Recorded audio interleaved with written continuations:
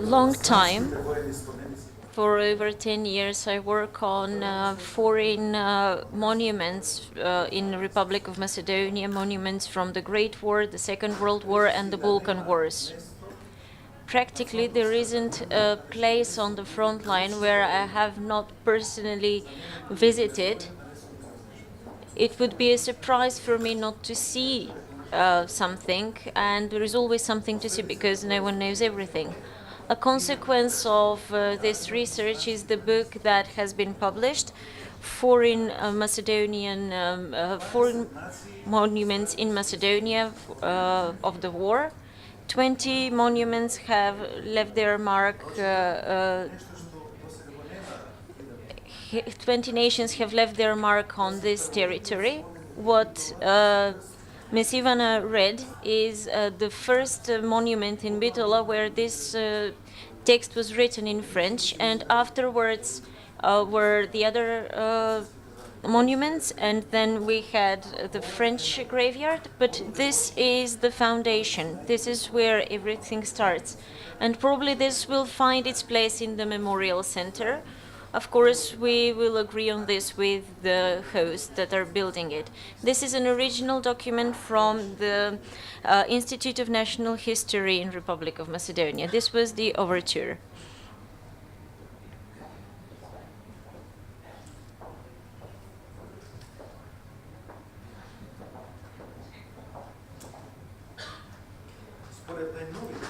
According to the latest terrain findings from the period of the Great War, 20 foreign countries have such monuments and leftovers from forts and other war memorials and monuments. Not one nation, but 20. And all these have been mentioned and processed as much as we could. The fights on the Macedonian Front started on 5th of October 1915 when the British and French forces started the deembarking in Thessaloniki, trying to join with Serbia.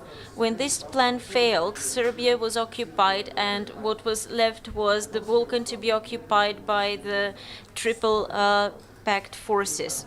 The Macedonian Front is sometimes referred to as the Forgotten Front.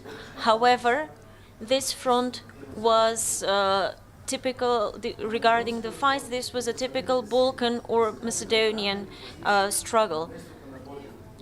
There are many positions that have been forted, there are many sniper nests, and these have been covered with barbed wire.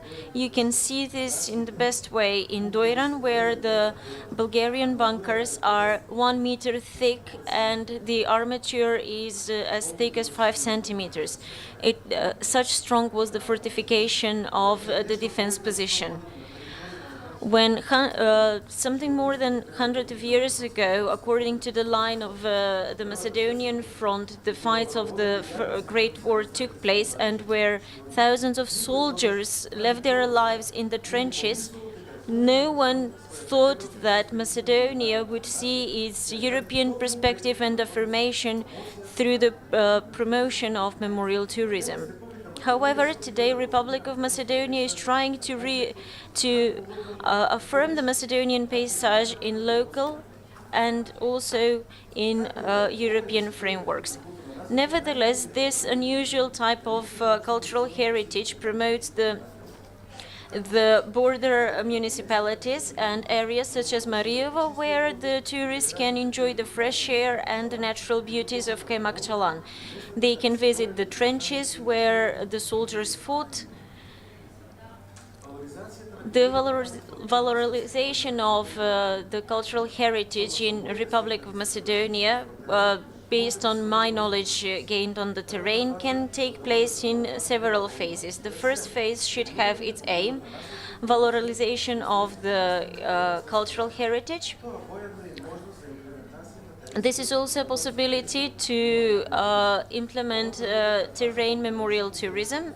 And in this phase, despite the research and visual representation of monuments and marking the trails to the monuments and establishing the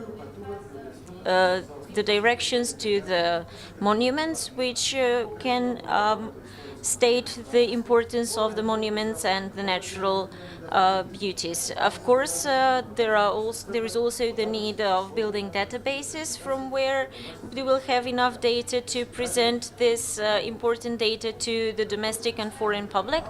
The previous presenters said that this passage of conflict is very little promoted in Macedonia. The second phase should encompass many practical activities, such as organizing a school for terrain presentation, school for photographing the paysage. For example, war photography was mentioned earlier. Also, multilingual tourist guide and giving suitable thought and preparation of promotional material, as well as tours for hiking and biking. And all these activities will simply complete the other activities proposed earlier. Of course, this promotes a connection with the overall cultural heritage, not only with the monuments, but also with the churches, monasteries, and with gastronomic and wine tourism and other cultural heritage of the area. My research so far has shown that what is needed to be done is establishing proper infrastructure and access to these monuments and demining of the terrain, because so many times we have found mines from the First World War. So we still have these explosive devices all along the front. We cannot take the tourist there and put the tourist in danger. Of course, something has to be done beforehand. Of course, we researchers, we risk because we traveled with with military equipment. We are celebrating the centenary of the Great War, and this border area of Republic of Macedonia is not only interesting for the participants in the war, but it is also interesting for the researchers, and it also opens the possibility to for European investment in this area, in the municipalities where these events took place. So it is very often nowadays that many tourists from France and Bulgaria and also from Lower Normandy visit these areas. But there is also huge interest among other tourists and diplomats from other countries that also took part in the Great War. Therefore, there is the need to get to know these secretive places where the grandfathers fought. So today, when we go along the trails of the military conflict of the mountains of Pelisteranka and Makçalan, we can still find memorabilia from this period of the war. Here, the peace and quiet of the mountain world enable us to hear the gunshots from hundreds of years ago, and the area that have been dug by the shrapnels from mines who witness the suffering of young soldiers who lost their lives in this unknown country, Macedonia. The military constructions and cemeteries are the material evidence of a tragic period which have left their mark from the first half of the 20th century. They are monuments of a turbulent period when the European countries resolved their disputes by military means outside of their native countries. Why Macedonia? Why particularly in those times? But these young people have come here and have lived their lives here, and now we research the monuments of this war. 20 foreign countries have their monuments in this country, in Macedonia, and these support the reminiscence of what happened 100 years ago. Still, these monuments educate us and tell us not to repeat this experience. Dear guests, there is a growing interest about cultural heritage regarding the First World War. With the Geneva agreements of 49 and 77, there is an agreement that the fallen soldiers are buried, and that there are memorials of these historical events. These international institutions have specific and special tasks to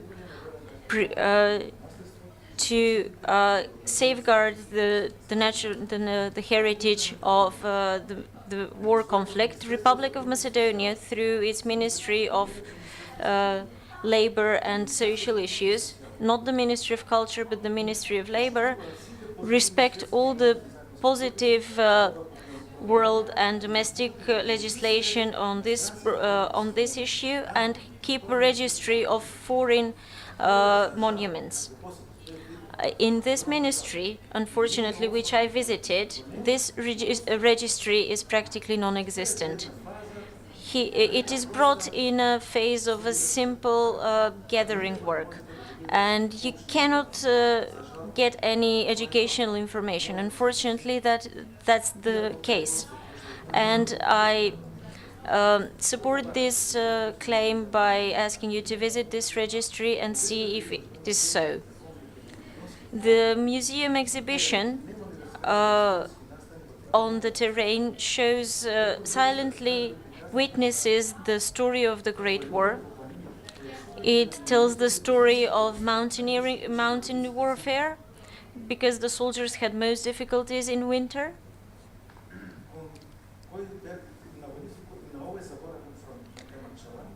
On this forgotten front, at Kemakçalan, at the Doiran Lake, and other places.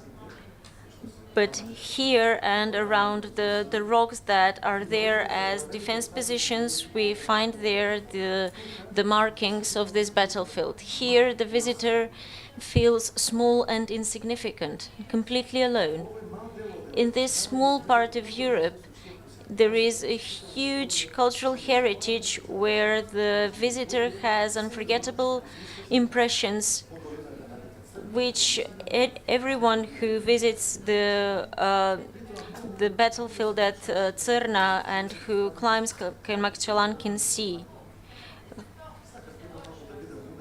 I wanted here to be more convincing because it requires a lot of stamina to climb Kemakçalan, because there are many dangers, but the researcher is the one who wants to see this. There were places where we couldn't read the monuments, so we were cleaning the monuments ourselves. For example, there is a monument in Bitola where there is a text in 3 languages: French, Macedonian, and Bulgarian. Obviously, this was a place which was constantly transferred from one side to the other. Dear President, in the period of 1915-1918, we had at this region one of the European fronts, which has all the specifics of battlefield, many warfare buildings which were built by the soldiers and the commandeers. Even today, the leftovers of these structures witness that the Macedonian front was different from the Western Front and from the Eastern Front. The impassability of this front has enabled this front to stand out, and this front was not further changed into fields. That's why the tracks here have been so well preserved, and this cultural heritage witnesses for a very difficult period of the European history. In order to preserve this heritage, the border cities and the border places try to organize themselves. Bitola, Gevgelia, Municipality of Gevgelia, Municipality of Strumica, and other places prepared the initial information and prepare initial exhibition and try to establish these monuments as an open-air monuments. There are other events that take place in along the line of the front in length of 250 kilometers. There are multilingual guides. There is also another advertising material about the provision of services, etc. Yes. There are similar places along the line of the Macedonian Front. Also, in larger inhabited area along the borderline, there are private collections that can be visited, and the local inhabitants can show you the history presented through individual stories. 2 French airmen were killed at the river Cerna. These French aviators were forced to fall. The plane broke and they died instantly. Now the French side begins a search for the 2 airmen. Who were they? What were their names? And why they crashed here? This story with the researchers continued, and with the then war attaché of Republic of France, Colonel Dimitrijevski, we managed to locate both airmen, and we slowly discovered this history. But this is only a tiny bit of history. Nevertheless, we have managed to discover something as documents that we could find. It is another story that people from Mariovo will tell you, that there are so and so many wines dug into the trenches, which are actually French wine dug in by the French soldiers. I heard this from my sources on the terrain, and that's why I say that the local inhabitants also help to promote this part of the Macedonian Front. The field with grave crosses and signs. What is left to the tourists but to go from grave to grave and to read the names of the boys and men from the generation of Erich Maria Remrak, who propose that instead of warfare to resolve things in a different manner. But this was not the case.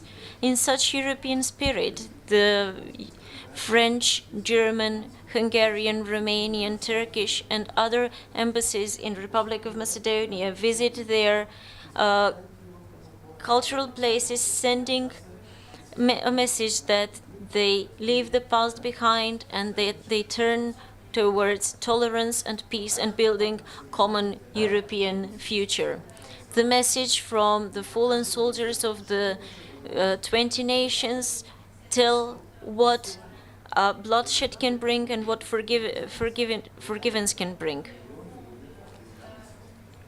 The graves of thousands of people who were killed in the First World War, and the reconciliation and forgiveness, which is part of today's Europe, are another memory from the First World War.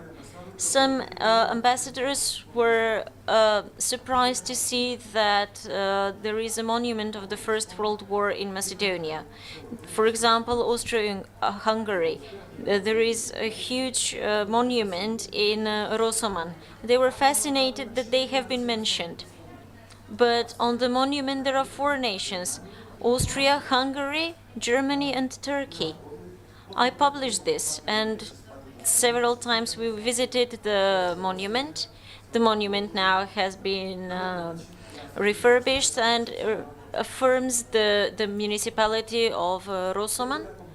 So this is how we can live together to affirm Macedonia through the conflict and through the cultural heritage. And the countries participants in the Great War can also recollect these monuments that serve as a testimony of the Great War. Let me thank Haemus and especially its director Vasilka Dimitrovska, who with this conference selflessly helped in the affirmation of the cultural heritage of Republic of Macedonia. Thank you.